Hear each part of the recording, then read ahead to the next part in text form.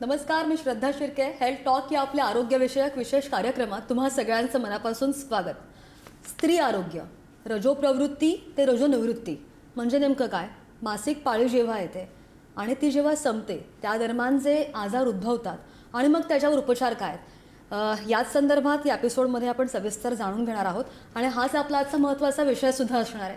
आणि त्याचविषयी बोलण्यासाठी आपल्यासोबत डॉक्टर अविनाश देवरे आणि डॉक्टर विद्या देवरे. नमस्कार. नमस्कार. नमस्ते. पहिले मी अविनाश सरांचा परिचय थोडक्यात करून देते. डॉक्टर अविनाश देवरे यांनी आपलं वैद्यकीय शिक्षण MD college of Ayurveda and research centre Akurdi Pune इथून पूर्ण केलेलं आहे. त्याचबरोबर त्यांनी DY पुणे विद्यापीठ इथून सुद्धा हे शिक्षण पूर्ण केलं आहे. ते सर्वात जुनी आयुर्वेदिक संघटना आयुर्वेद महासंमेलनचे पुणे प्रांतीय अध्यक्ष म्हणून कार्यभार सांभाळतात. आयुर्वेदिक स्त्रीरोग आणि वंध्यत्व निवारण तज्ज्ञ म्हणून त्यांना 20 वर्षांहून अधिक काळाचा प्रदीर्घ अनुभव आहे. 10,000हून अधिक वंध्यत्व रुग्णांना संपूर्ण आयुर्वेदिक उपचारांद्वारे त्यांनी अत्यंत सोप्या आणि नैसर्गिक पद्धतीनं अपत्य प्राप्तीचा आनंदसुद्धा मिळवून दिला आहे. 50,000हून अधिक रुग्णांना PCOD मुक्त करण्यात ते यशस्वी ठरले. इतकंच नाही आहे तर 1,00,000 PCOD रुग्णांना कायम स्वरूपी बरं करण्याचे ध्येयसुद्धा ते बाळगून आहेत. अत्यंत प्रतिष्ठेचे असे नॅशनल युनिटी अवॉर्ड, युवाभिषेक राष्ट्रीय पुरस्कार, वैद्यकीय भूषण अवॉर्ड, श्री छत्रपती शिवाजी महाराज सैनिक federation award, most trusted Ayurvedic gynaecologist 2025 in Mumbai इत्यादी अनेक पुरस्कारांनी त्यांना सन्मानित केलं गेलं आहे. अनेको राष्ट्रीय आणि आंतरराष्ट्रीय परिषदांमधून व्याख्यानं असू देत किंवा मग परिसंवाद इत्यादींद्वारे, तसंच आंतरराष्ट्रीय नियतकालिकांमध्ये सुद्धा लेखन किंवा मग इत्यादीद्वारे शास्त्रीय आयुर्वेदिक ज्ञान सर्वदूर पोहोचवण्याचा प्रयत्न ते सातत्यानं करत असतात. आणि त्याचसोबत आपल्यासोबत डॉक्टर विद्या देवरेसुद्धा आहेत. त्यांचासुद्धा मी थोडक्यात परिचय करून देते आणि त्यानंतर मग आपण थेट प्रश्नांकडे वळूयात. डॉक्टर विद्या देवरे या MD आयुर्वेद, MA संस्कृत असून श्री साई आयुर्वेद पंचकर्म आणि वंध्यत्व निवारण रुग्णालय पुणे आणि मुंबई त्यांच्या या संचालिका आहेत. श्री साई आयुर्वेद हॉस्पिटल हे ISO सर्टिफाईड, सर्व सुविधांनी सुसज्ज, मेडिक्लेम सुविधांनी सुद्धा पूर्णपणे युक्त रुग्णालय आहे. अत्यंत व्यग्र वेळापत्रक असून सुद्धा वयामध्ये येताना होणारे जे आपले बदल आहेत, मासिक पाळीच्या समस्या असू दे, मासिक पाळी दरम्यान स्वच्छता, आहार, PCOD या सगळ्या विषयीची शास्त्रीय माहिती समाजामध्ये पोहोचवण्यासाठी त्या सतत प्रयत्नशील असतात, अजूनही आहेत. शाळा, महाविद्यालयं, वृत्तपत्र, मासिकं, यूट्यूब्स असू देत, फेसबुक, इंस्टाग्राम, टेलिव्हिजन इत्यादी या सगळ्या सोशल मीडियाद्वारे किंवा सोशल माध्यमांद्वारे सर्व वयोगटामधील महिलांच्या आरोग्यविषयक समस्यांचं निराकरण करण्याचा प्रयत्न त्या सतत करत आहेत. त्यांच्या या कार्यासाठी त्यांना प्रियदर्शनी अस्मिता अवॉर्ड, सावित्रीबाई फुले वैद्यकीय भूषण अवॉर्ड, सकाळ हेल्थ आयकॉन अवॉर्ड, लोकमत नारी शक्ती पुरस्कार, गुरुमाऊली युवा सेना पुरस्कार, पुण्यभूषण पुरस्कार इत्यादी अनेक पुरस्कारांनी गौरवला गेला आहे. त्यांना अखंड अनेक वर्षांचा अनुभव आहे आणि तोच अनुभव आपल्यासोबत त्या मांडणार आहेत, सांगणार आहेत. त्यांचं मार्गदर्शन आपण घेणार आहोत. सो वेळ न देवडता आपण थेट प्रश्नांकडे डॉक्टर वळूया. डॉक्टर विद्यांकडे पहिले मी येते. सगळ्यात पहिला आणि महत्त्वाचा प्रश्न माझा असा की आजकाल आपण पाहतो की मुलींची वयं खूप लहान असतात आणि याच लहान वयामध्ये त्यांना मासिक पाळी सुरू होते. सो हे किती घातक आहे किंवा मग यावर विश्लेषण कसं करू शकतो आपण? बरोबर. मासिक पाळीचं जर नॉर्मल वय आपण पाहिलं तर ते 12 ते 50 आहे हे आपल्याला माहिती आहे. पण आजकाल खूप प्रमाणामध्ये या केसेस वाढत चालल्यात की अगदी 8-9 वर्षांच्या ज्या लहान लहान मुली असतात त्यांना त्यांची आई घेऊन येते आणि तिची मासिक पाळी सुरू झाली म्हणून सांगते. तर याच्यामध्ये आपल्याला काळजीचा विषय हा असतो की या मुली इतक्या लहान असतात की त्यांना मासिक पाळी म्हणजे काय किंवा ते ही सगळी सिच्युएशन किंवा हा चेंज कसा ॲक्सेप्ट करायचा आणि कसं त्याच्याशी डील करायचं या गोष्टी बिलकुल त्यांना याची कल्पना नसते. तर याच्यामध्ये सगळ्यात महत्त्वाचा ड्रॉबॅक असा आहे की आजकाल हे जे मासिक पाळी लवकर सुरू होण्याचं प्रमाण सुरू झालेलं आहे त्याच्यामध्ये मुलींची शारीरिक आणि मानसिक वाढ खुंटते. त्यांचे हार्मोन्स जे आहेत ते खूप लवकर चेंज व्हायला लागतात. त्याची कारणं अनेक आहेत. आपण आजकाल पाहतो की मासिक पाळी लवकर सुरू होण्याचं खरं शास्त्रीय कारण जर आपण पाहिलं तर ते शरीरातली उष्णता आणि बाहेरची उष्णता ह्या दोन्ही गोष्टींचा परिणाम म्हणून हे वय अलीकडे यायला सुरुवात झालेली आपल्याला दिसते. त्याच्यामध्ये आपल्याकडे एक पेशंट होते जे कतारहून आपल्याकडे यायचे. त्यांचं मूळ गाव बारामती होतं. पण ते कतारमध्ये आपल्याला माहिती आहे हा सगळा वाळवंटी प्रदेश आहे, तिथे उष्णता जास्त असते. तर त्याचा परिणाम म्हणून त्यांच्या मुलीची पाळी जी आहे ती 9व्या वर्षी सुरू झालेली होती. तर ही जी बाहेरची उष्णता आणि शरीरातली उष्णता अशी दोन्ही उष्णता कंबाईन इफेक्ट म्हणून आजकाल लवकर मुलींमध्ये पाळी येणं हा प्रकार आपल्याला खूप सर्रास पाहायला मिळतो. तर आजकाल आपण पाहतो की लहान लहान मुलंसुद्धा खूप जास्त वेळ मोबाईलमध्ये असतात. मोबाईलमुळे जी त्यांची उष्णता वाढते किंवा खूप जागरण करणं किंवा खूप ऑइली स्पायसी जे फास्ट फूड आहे किंवा चीज पनीर अशा ज्या उष्णता वाढवणाऱ्या गोष्टी आहेत या त्यांच्या आहारामध्ये खूप जास्त असतात. तर ह्या सगळ्या गोष्टींचं जर आपण नियंत्रण केलं आणि सुरुवातीला आता त्या पेशंटमध्ये आपण त्यांना बस्ती म्हणजे ऑइल एनिमा देऊन तिची शरीरातली उष्णता कमी करून आपण तिची मासिक पाळी काही वर्षांसाठी पुढे कशी जाईल याची काळजी घेतली तर अशा पद्धतीने आपण पूर्वतयारी जर केली लहान मुलींमध्ये तर ही समस्या आपण बऱ्याचशा प्रमाणामध्ये टाळू शकतो. पण अर्ली प्युबर्टी टाळण्यासाठी नेमकं काय केलं पाहिजे? अर्ली प्युबर्टी टाळण्यासाठी सर्वात महत्त्वाची तयारी आपण लहानपणापासून केली पाहिजे. म्हणजे मुली जास्तीत जास्त मैदानी खेळ खेळतील, ते बसून राहणार नाहीत, त्यांचं वजन वाढणार नाही, लठ्ठपणा त्यांच्यामध्ये चाइल्डहूड ओबेसिटी ज्याला आपण म्हणतो ती येणार नाही याची आपल्याला काळजी घ्यायला पाहिजे. त्यांचा डाएट जो आहे तो अतिशय संतुलित असला पाहिजे. म्हणजे फास्ट फूड किंवा लहान मुलांमध्ये चिप्स कुरकुरे ह्या सगळ्या गोष्टींचं पिझ्झा ब्रेड बर्गर चीज ह्या सगळ्या गोष्टींचं प्रमाण जे खूप जास्त आहे याच्याकडे पालकांनी वैयक्तिक लक्ष दिलं पाहिजे की मुलांच्या विशेषतः मुलींच्या आहारामध्ये संतुलित डाएट येईल ज्याच्यामध्ये तुमचं फळं भाजीपाला दूध तूप या गोष्टी ज्या आहेत तुपामुळे शरीरातली उष्णता कमी होते आणि शरीराची जी बांधणी असते ती चांगली होते. तर त्यांचे जे बोन्स मसल्स या ज्या सगळ्या गोष्टी डेव्हलप होण्याची प्रक्रिया जी असते ती नॉर्मल होते. तर ह्या गोष्टी त्यांच्या आहारामध्ये येतील आणि फास्ट फूड टाळलं जाईल अशा पद्धतीने त्यांचा आहार आपल्याला प्लॅन करायला पाहिजे. त्याच्या व्यतिरिक्त त्यांना भरपूर सूर्यप्रकाश मिळेल या दृष्टीने प्रयत्न केले पाहिजे. म्हणजे मुलं खेळली पाहिजेत मैदानामध्ये. ह्या सगळ्या गोष्टींची जर आपण लहानपणापासून दक्षता घेतली तर अर्ली प्युबर्टी आपण टाळू शकतो. अगदी अगदी आपण पाहतो की डॉक्टर आपल्याला अगदी बारीक सारीक गोष्टीसुद्धा खूप छान प्रकारे समजावून सांगतायत. डॉक्टर मी तुमच्याकडे येते. मासिक पाळी जेव्हा येते तेव्हा सगळ्यात प्रकर्षाने जाणवणारी समस्या कोणती आहे? सगळ्यात महत्त्वाचं म्हणजे पाळी इरेग्युलर होणं. म्हणजे आज आपण बघितलं 10 मधल्या 8 मुलींना PCOD हा प्रकार आपल्याला बघायला मिळतो. ॲक्च्युली जशी पाळी सुरुवात होते तशी ती वेळेत यायला हवी. म्हणजे 28 दिवसांनी आपल्याला पाळीचं सर्कल हे कंप्लीट झालं पाहिजे. मात्र बऱ्याचदा 2-2 महिने 3-3 महिने पाळी येत नाही. मग मुलींचं वजन वाढायला लागतं, चेहऱ्यावरती केसांची लव यायला लागते, पर्सनॅलिटी खराब होते, पिंपल्स येतात, केस गळायला लागतात, डॅन्ड्रफ होतो, स्किन काळवंडायला लागते, मानेच्या इथे काखेच्या इथे काळे चट्टे उमटायला लागतात. ह्या गोष्टीमुळे काय होतं आपली पर्सनॅलिटी खराब होते. अल्टिमेटली मुलींमध्ये डिप्रेशन यायला लागतं. ह्या गोष्टीने अँझायटी वाढते. आपली पर्सनॅलिटी खराब दिसायला लागली की मग मैत्रिणींमध्ये चर्चा व्हायला लागते की अरे ही अशी का दिसायला लागली, झपाट्याने वजन वाढायला लागतं. ही गोष्ट ॲबनॉर्मल आहे बेसिकली. याला आपण PCODची लक्षणं म्हणतो. सगळ्यांमध्ये सगळी लक्षणं असतील असं नाही. कोणा मुलीमध्ये एकच लक्षण असेल, काही मुलींमध्ये 2 असतील, काही मुलींमध्ये सगळी लक्षणं असतील. मात्र याचा जर वेळीच इलाज केला तर आपल्याला 3 ते 4 महिन्याच्या आयुर्वेदिक औषधांमध्ये याच्यापासून आपण मुक्त होऊ शकतो. बऱ्याचदा मुली आमच्याकडे येतात वयाच्या 25व्या वर्षी की डॉक्टर आमचं 2 महिन्यांनी लग्न आहे मुलीचं, तर आपल्याला लगेच पाळी रेग्युलर करता येईल का? इन्स्टंट असं काहीच बरं होत नाही. म्हणून जेव्हा जर आपण पाळी डिस्टर्ब व्हायला लागली तर सुरुवातीलाच आयुर्वेदिक ट्रीटमेंट घेतली, औषधं घेतली, पंचकर्म केले तर आपण 3 महिन्या 4 महिन्याच्या कोर्समध्ये देखील याचा अतिशय छान रिझल्ट देऊ शकतो. म्हणजे माझ्याकडे एक मुलगी आली होती की तिला ॲलोपॅथीमध्ये OC पिल्सवरती ठेवलं होतं. हॉर्मोनच्या गोळ्यांनी काय होतं अजून वजन वाढायला लागतं, मूड स्विंग व्हायला लागतो, चिडचिड होते, वजन वाढायला लागतं. ह्या गोष्टींनी अजून पर्सनॅलिटी खराब होत जाते. अल्टिमेटली हॉर्मोनल ट्रीटमेंटवरती डिपेंड नव्हता. आयुर्वेदिक सेफ अशी औषधं आपल्याकडे दिलेली आहेत आणि अतिशय कमी खर्चामध्ये कमी वेळेमध्ये आपण यातनं मुळासकट बरं करतो. तर त्या मुलीचं 98वरनं आम्ही 78 किलोवरती वजन कमी केलेलं होतं. हे एवढं छान आपल्याला आयुर्वेदामध्ये इलाज उपलब्ध आहे, फक्त माहिती नसल्यामुळे आपण त्याच्याकडे जात नाही. खूप वर्षांचा तुम्हाला अनुभव आहे. खूप सारे पेशंट्स हाताखालून गेले असतील आणि नंतर मग ते पेशंट उपचार घेऊन बरे सुद्धा झाले असतील. तर आपल्या प्रेक्षकांना मला सांगायचं आहे की असे बरेच अनुभव असणारे पेशंट्स आमच्याकडे आहेत किंवा डॉक्टरांकडे आहेत. डॉक्टरांनी आम्हाला त्यांना जो अनुभव आला आहे त्याचे व्हिडिओज काही दिलेले आहेत. एक टेस्टिमोनियल आपण त्याला बोलतो. या पेशंटचा अनुभव कसा आहे आम्ही तुम्हाला दाखवतो आहे. मुझे पिछले 7 सालों से पीरियड्स में बहुत पेन और तकलीफ आती थी. तो फिर बहुत ट्रीटमेंट लिया, दवाइयाँ ट्राई की, इंजेक्शन लिया, पर कुछ फ़र्क नहीं था. तो अभी रिसेंटली मैंने डॉक्टर देवरे सर से कांटेक्ट किया फॉर आयुर्वेदिक ट्रीटमेंट और अभी कुछ भी तकलीफ नहीं आती. पूरा मतलब बेटर लगता है. पीरियड पेन थोड़ा भी नहीं होता. Thank you. आता मगाशी तुम्ही जसा उल्लेख केलात की इरेग्युलर मासिक पाळीचा.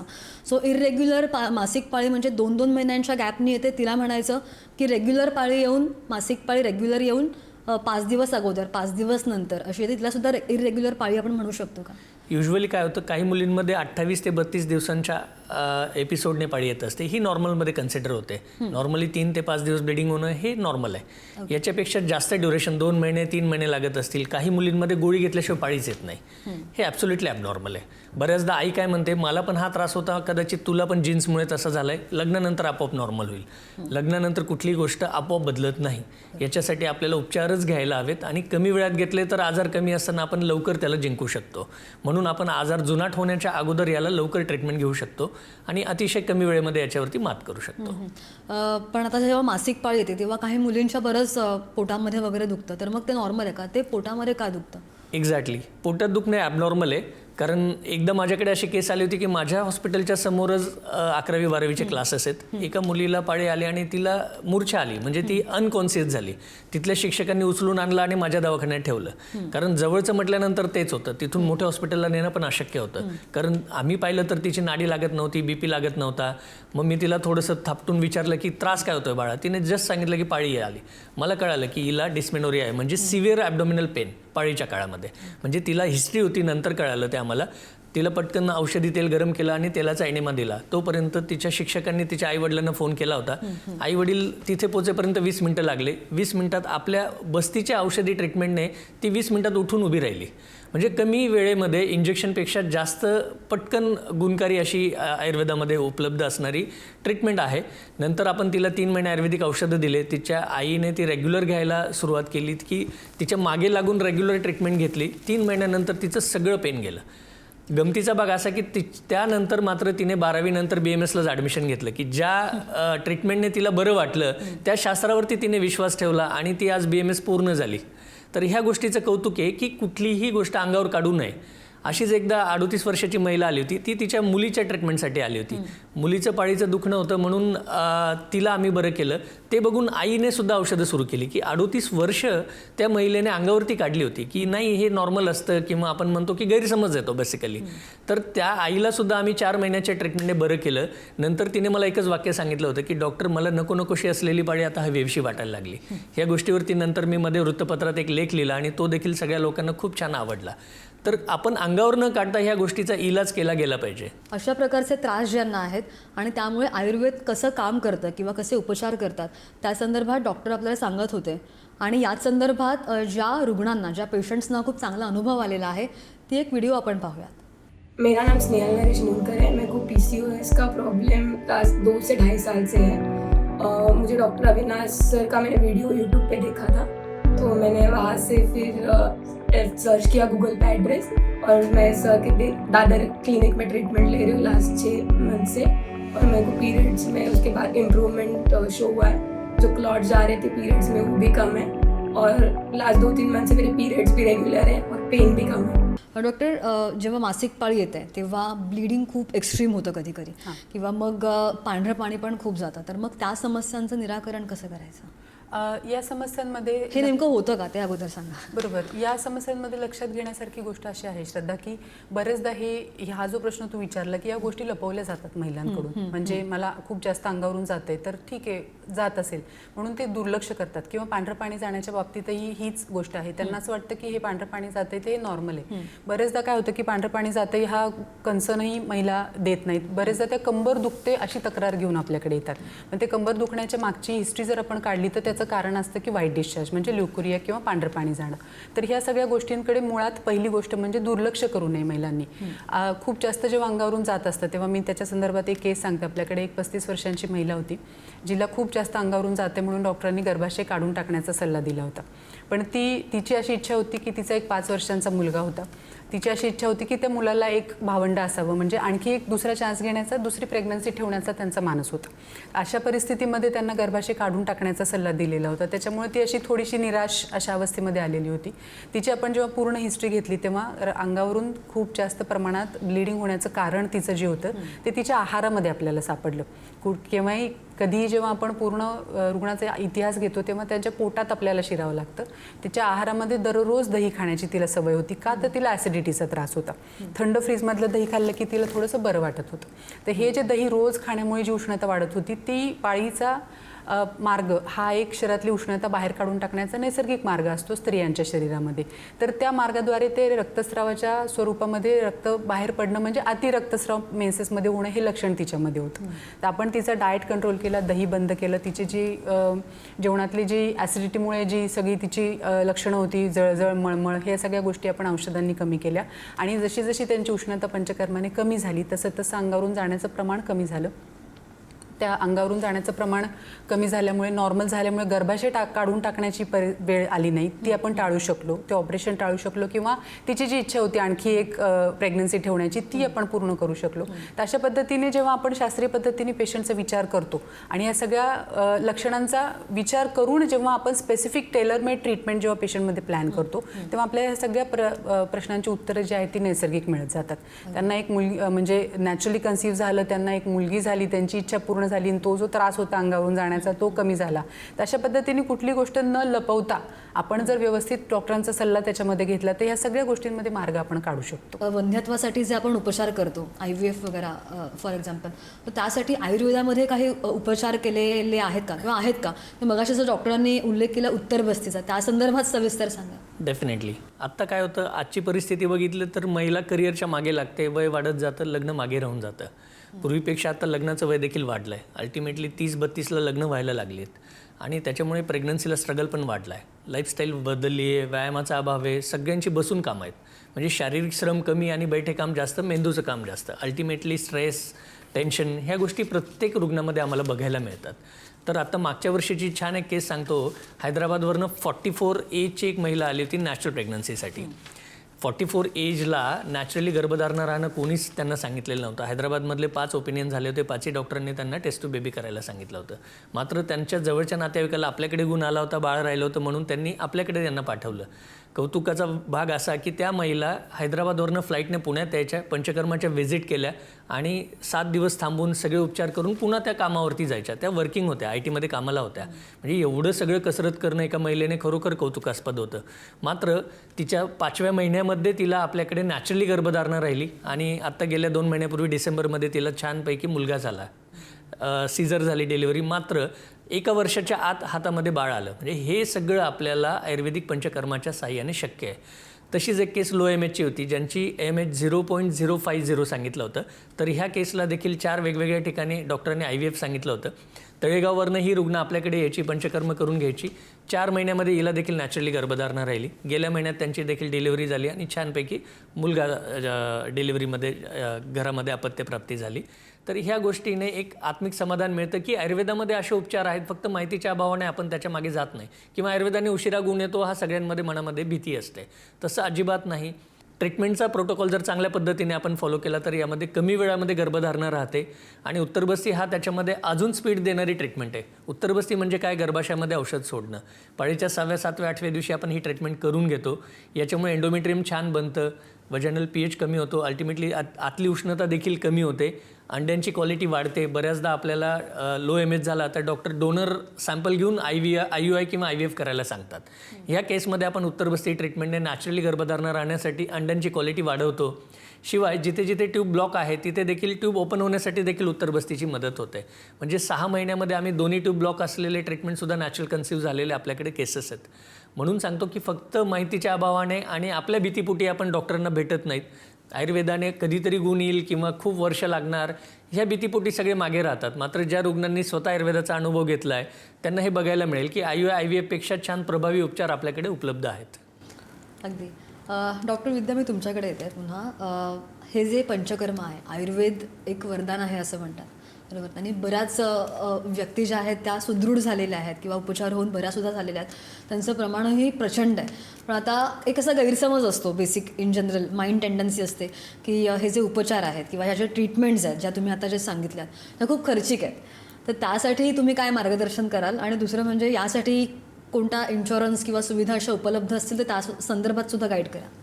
बरोबर. जसं आपण बोललो श्रद्धा की कोणतीही ट्रीटमेंट आपण प्लॅन करतो, कुठलीही फिमेल पेशंट असू दे किंवा इन्फर्टिलिटीची केस असू दे, ट्रीटमेंट जेव्हा प्लॅन करतो तेव्हा ती पेशंट स्पेसिफिक ट्रीटमेंट आपण प्लॅन करतो. म्हणजे प्रेग्नन्सी न राहण्याचं कारण, पेशंटची प्रकृती किंवा त्यांची जी काही त्यांचा एज ग्रुप आहे, ह्या सगळ्या गोष्टींचा अगदी बारीक सारीक विचार करून आपण ट्रीटमेंट प्लॅन करतो. पंचकर्म खूप आहेत, पंचकर्मांची खूप मोठी यादी असते, पण प्रत्येक पेशंटला प्रत्येक पंचकर्म करण्याची गरज नसते. म्हणजे प्रेग्नन्सी न राहण्याचं कारण काय आहे त्यानुसार स्पेसिफिक पंचकर्म आपण त्याच्यामध्ये निवडतो. त्यामुळे त्याच्यासाठी लागणारा वेळही कमी होतो, खर्चही वाचतो. आणि बरेचदा आपण पाहिले की आजकाल बाजारामध्ये एवढ्या प्रकारचे ट्रीटमेंट्स आलेले आहेत की त्याचे पॅकेजेस असतात, त्याच्या मोठमोठ्या जाहिराती आपण पाहतो, 3-3 लाख रुपयांचे एक पॅकेज असतात. तर तसं आयुर्वेदामध्ये बिलकुल नाही. अगदी 30,000पर्यंत, 25-30 हजारांपर्यंत, आणि ते सुद्धा इन्स्टॉलमेंट्समध्ये पेशंटची ट्रीटमेंट चालते. कुठल्याही प्रकारचा आर्थिक किंवा शारीरिक किंवा कामाचा कुठल्याही प्रकारचा बोजा पेशंटवरती येत नाही. अशा पद्धतीने अगदी सिस्टमॅटिक प्लॅन करून आपण पेशंटची ट्रीटमेंट केव्हाही करतो. दुसरी गोष्ट, इन्शुरन्सचा जो भाग आहे, खर्च जरी कमी असला तरी सुद्धा बऱ्याचशा आयुर्वेदिक ट्रीटमेंट, पंचकर्म, ह्या सगळ्या गोष्टी आता इन्शुरन्समध्ये इन्क्लूड झालेल्या आहेत. त्याच्यामुळे पेशंटना इन्शुरन्स देखील क्लेम करता येतो. म्हणजे अगदी झिरो बजेटमध्ये सुद्धा त्यांचे ट्रीटमेंट ज्या आहेत त्या आजकाल आपण प्लॅन करू शकतो. एवढं सोपं केलेलं आहे. आणि पंचकर्मांच्या बाबतीत एक गैरसमज खूप मोठा असा आहे की पंचकर्म खूप अवघड असतात किंवा पंचकर्मांमध्ये खूप त्रास होतो किंवा सुट्टी टाकावी लागते किंवा रजा घेऊन कुठेतरी जाऊन ॲडमिट व्हावं लागतं. तर असं बिलकुल नाही. अगदी सोप्या पद्धतीने तुमचं दैनंदिन रुटीन करता करता आपण पंचकर्म करू शकतो. पेशंट पंचकर्म करून, म्हणजे जसं उत्तरबस्तीबद्दल आपण पाहिलं आणि चर्चा केली, तर उत्तरबस्ती करून पेशंट डायरेक्ट ऑफिसला जातात.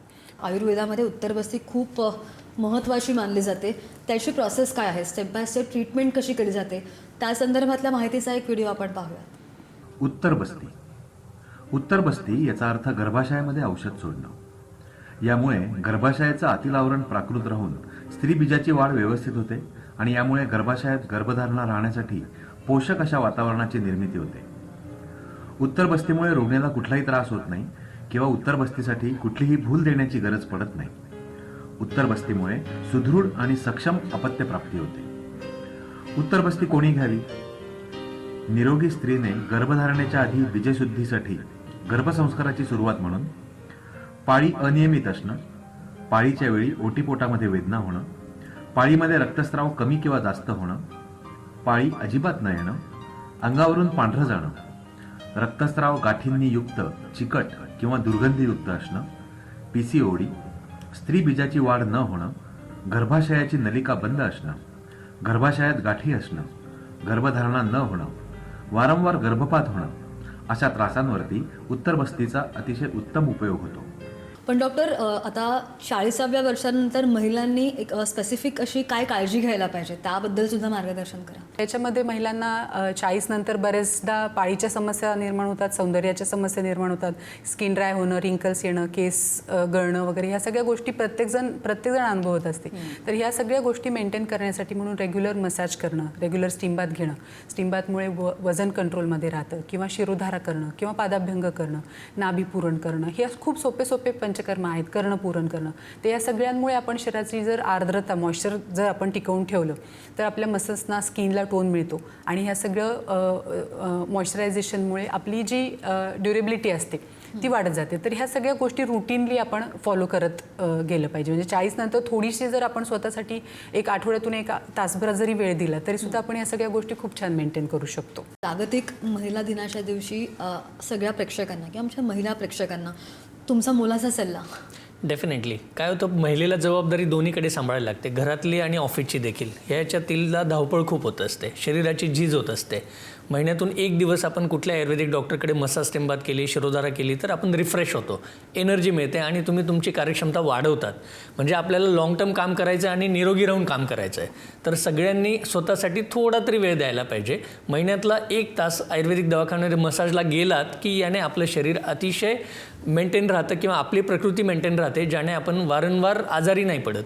म्हणजे आपली कामाच्या ठिकाणी सुट्टी होत नाही आणि घरातली जबाबदारी देखील पूर्ण करता येते. तर प्रत्येकाने आयुर्वेद सल्ला नक्की एकदा तरी घ्यावा. अगदी. आणि जसं मी मगाशी म्हटलं की आयुर्वेद हे एक वरदान आहे आणि हेच वरदान घेऊन हे दाम्पत्य दिवस रात्र या पेशंटच्या सेवेमध्ये असतं. आणि आम्ही जसं म्हटलं किंवा तुम्ही जसे व्हिडिओ पाहिलेले आहेत, सगळ्या प्रॅक्टिकल गोष्टी, जिवंत उदाहरणं आम्ही तुम्हाला समोर ठेवलेली आहेत. त्यामुळे मी पुन्हा एकदा सांगेन की तुम्हाला मासिक पाळी संदर्भात किंवा आजार असतील काहीही किंवा पोटात दुखत असेल, कोणताही प्रॉब्लेम असेल किंवा समस्या असेल, जो नंबर दिलेला आहे त्यावर तुम्ही संपर्क करू शकता, डॉक्टरांची भेट घेऊ शकता, अपॉइंटमेंट घेऊ शकता.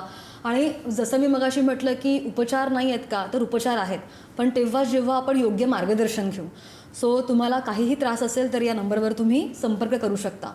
जसं मी मगाशी उल्लेख केला, या सगळ्या आयुर्वेदिक ट्रीटमेंट्स ज्या आहेत त्या पुणे, दादर आणि वाशीमध्ये सुद्धा होतात.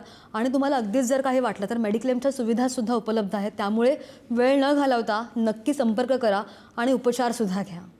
सो डॉक्टर, तुम्ही इथे आलाच दोघंही आणि आज आमच्या प्रेक्षकांना खूप मोलाचं मार्गदर्शन केलं, त्याबद्दल तुमचे आभार. धन्यवाद. आणि हेल्थ टॉक या आपल्या विशेष कार्यक्रमात वेळ झाली इथेच थांबायची. पाहत रहा पुढारी न्यूज.